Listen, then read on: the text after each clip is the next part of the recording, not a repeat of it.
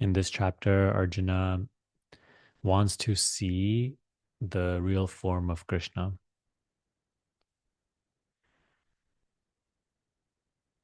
He asks Krishna, O Lord, the master of yoga, if you think me strong enough to behold it, show me your immortal self, your immortal nature. And so Krishna does agree to this. And he tells Arjuna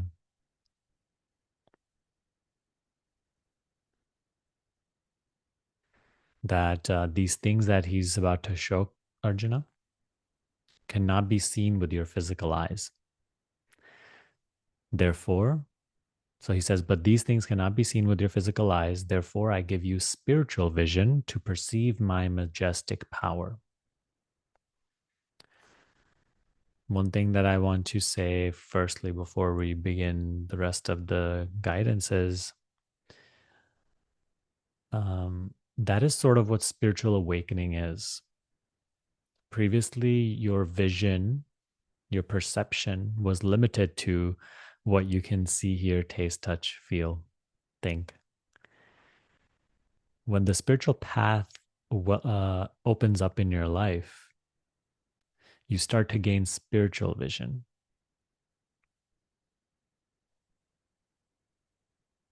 Understanding that was not available to you before. A certain clarity, insight, recognition that was not accessible before. That is what allows you to uh, understand the true nature of things. So, the spiritual vision that Arjuna is receiving in a very deep way in this chapter, he has already been being given that throughout the Gita. And us, the spiritual seeker, we have already been given that spiritual sight, spiritual vision when our spiritual journey began. And little by little, that spiritual vision becomes clearer. So it's a wonderful way to begin today's meeting to recognize that if you are here, if you're interested in these teachings, if you are trying to practice them in your life, self realization is your main goal. That spiritual vision has already been bestowed to you. That spiritual vision that comes through the grace of God has already been bestowed to you.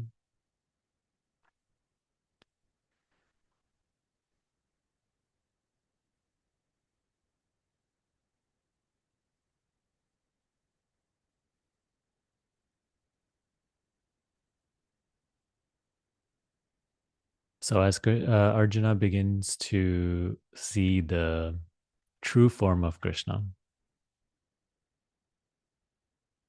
there are many statements that he says that are quite enlightening. So he says, I see you everywhere without beginning, middle, or end. You are the Lord of all creation, and the cosmos is your body.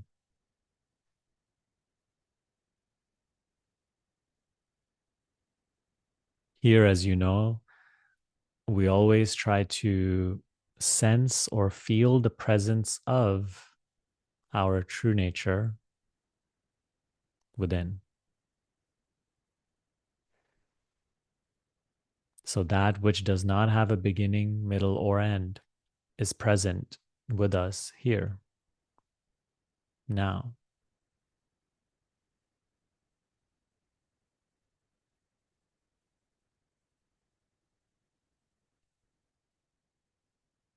Feel the presence of that eternal truth.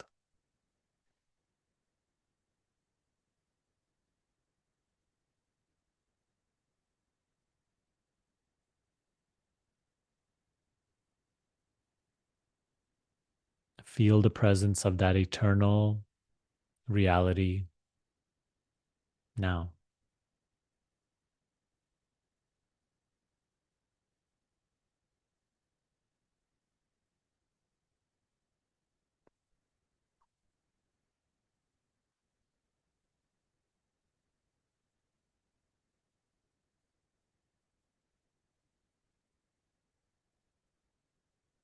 instead of trying to think about it, project ideas about how maybe you will experience it more in the future, tune into the presence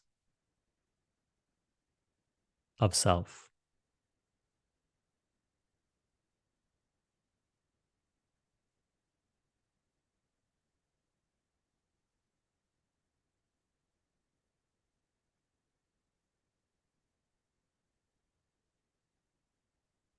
which, by the way, it is synonymous with your presence.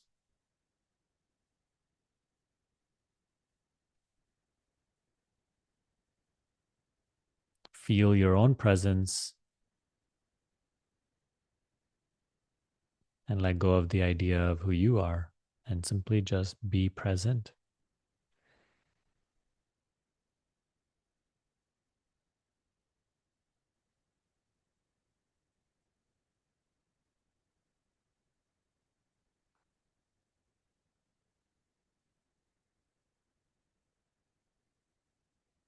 Arjuna says, you are the supreme, changeless reality, the one thing to be known.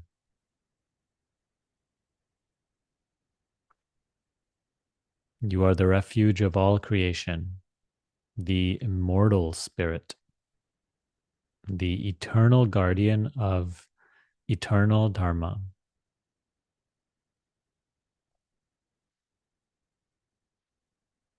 So being given the vision of Krishna's true nature, Arjuna is seeing how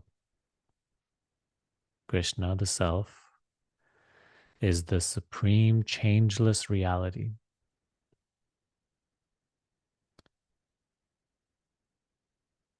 Instead of just seeing what the senses show, what thoughts can grasp, Arjuna is finally recognizing the changeless reality, the refuge of all creation, that out of which everything arises, back into which it subsides.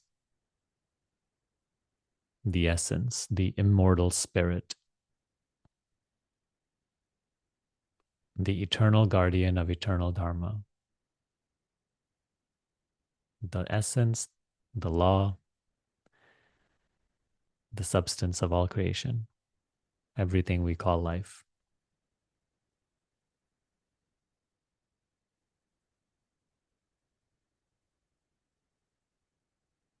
Feel the presence of that immortal spirit here and now. It is never far from us.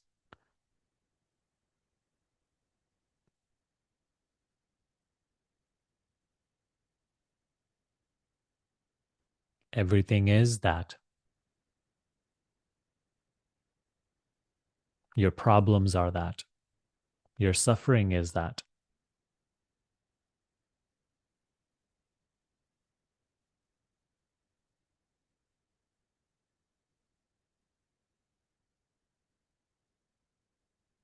This is why resist nothing.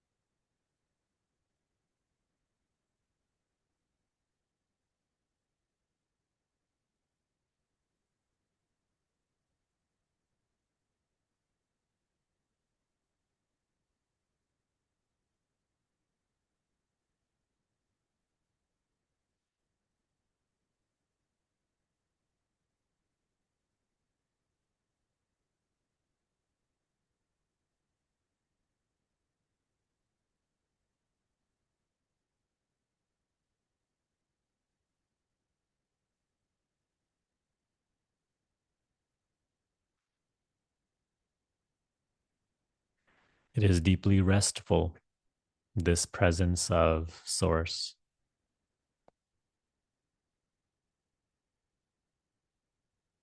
It sharpens our spiritual vision.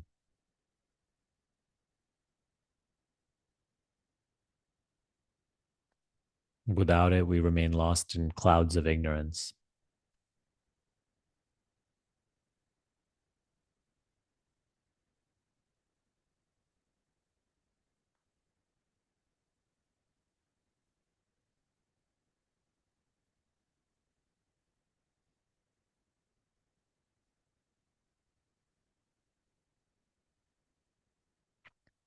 Arjuna says to Krishna, "You are without beginning, middle, or end. You touch everything with your infinite power. O Lord, your presence fills the heavens and earth and reaches in every direction.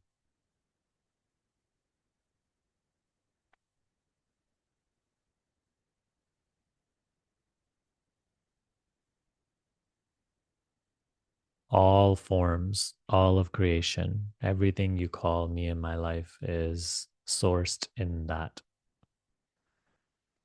No matter how magnificent we think the world and the universe is, more magnificent is its source. Infinitely creative, no beginning, no end.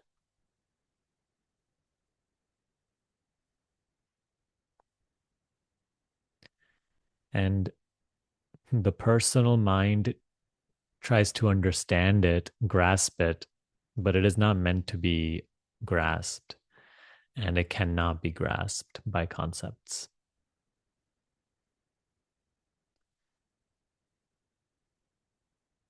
The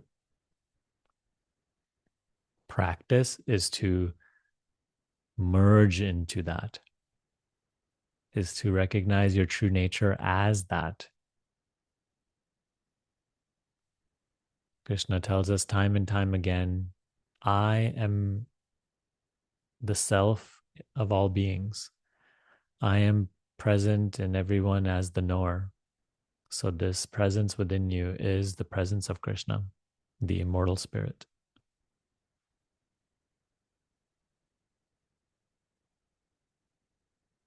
Very fascinating to read about how grand this reality is, but much better to feel your oneness with it.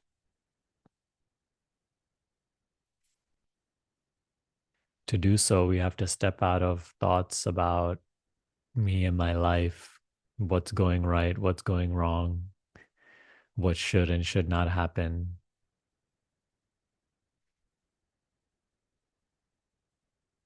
And we start to train our attention inward.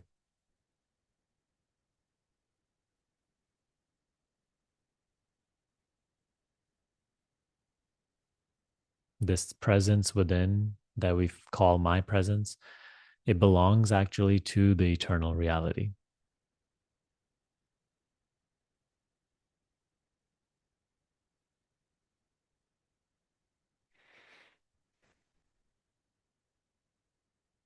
So we meditate on that.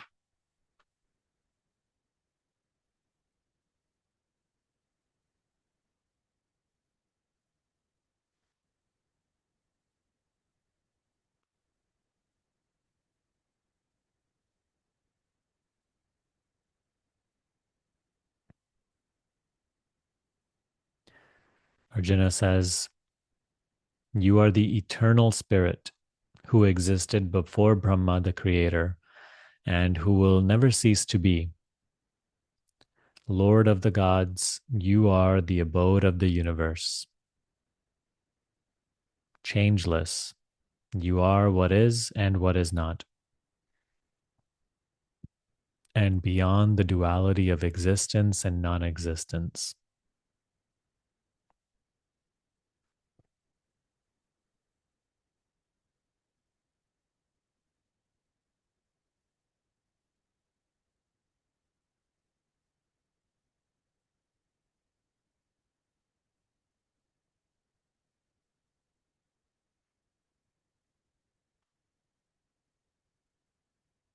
Oftentimes, this can feel subtle, elusive, ungraspable, and it is meant to be that way.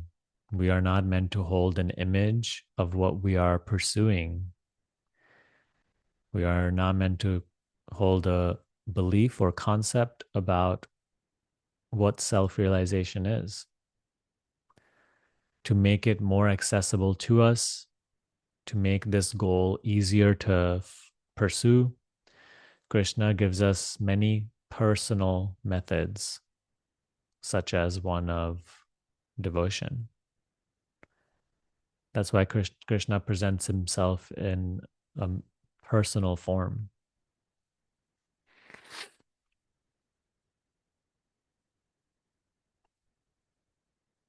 and asks for our devotion, our love, our service, selfless service.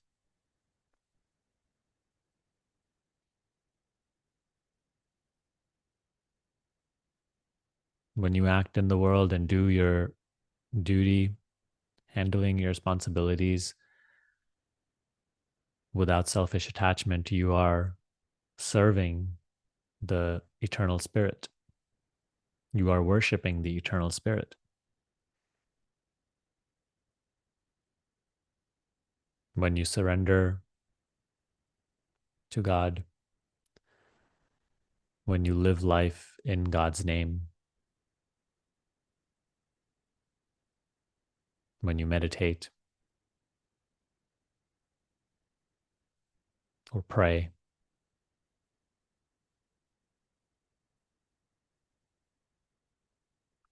or read words of devotion, of wisdom, you are worshiping this eternal spirit.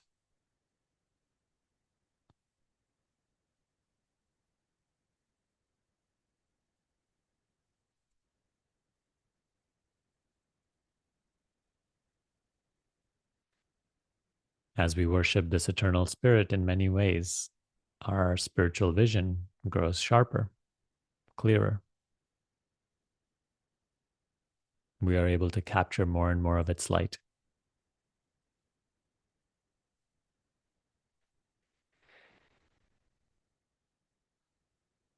Arjuna says, "You are the first among the gods, the timeless spirit, the resting place of all beings. You are the knower and the thing which is known. You are the final home. With your infinite form, you pervade the cosmos. You are behind me and in front of me. I bow to you on every side. Your power is immeasurable. You pervade everything. You are everything."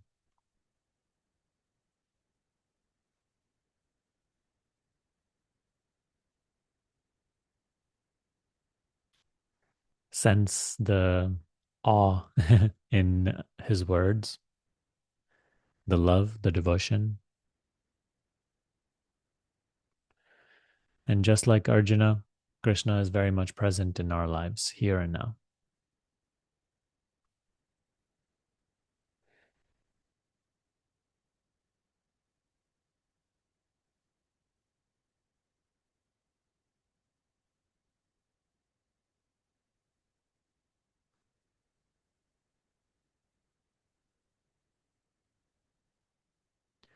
So Krishna tells Arjuna, "Through my grace, you have been united with me and received this vision of my radiant universal form without beginning or end, which no one else has ever seen.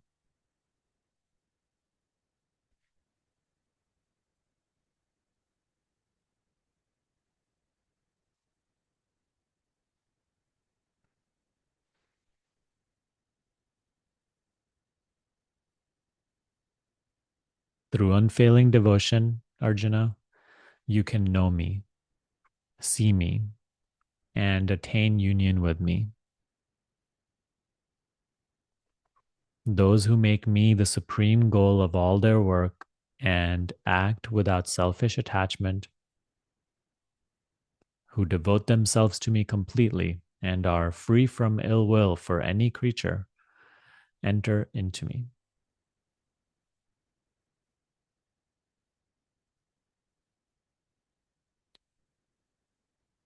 So Krishna always, so he never fails to give us instruction.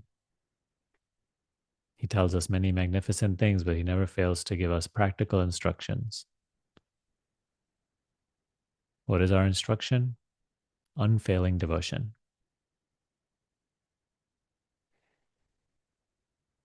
Make this the supreme goal of all your work. That's how you are able to act without selfish attachment. When God, self realization, awakening, whatever you want to call it, is the main goal of your life.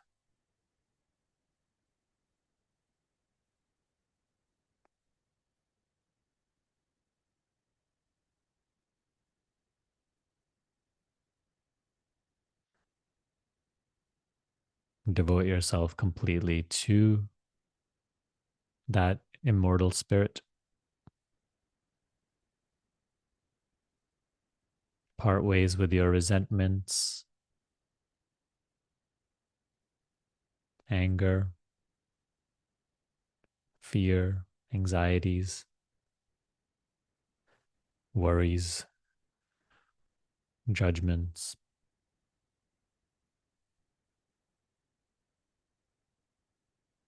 These things all cloud your spiritual vision.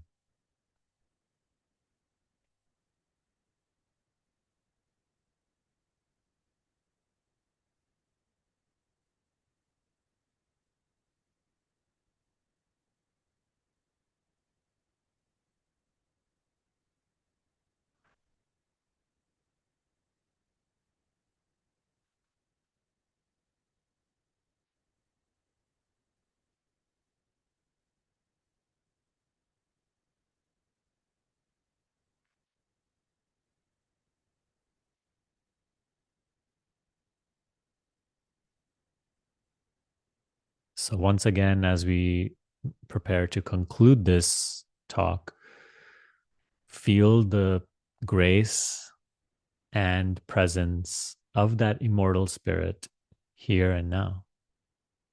Do not think it is missing. It is very much here in your life, guiding you, supporting you, protecting you, pulling you,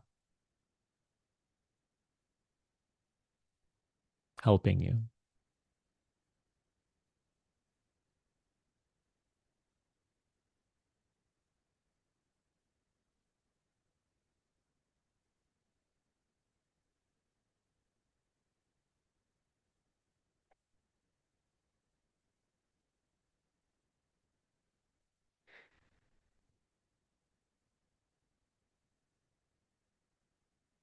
Okay, we can finish here.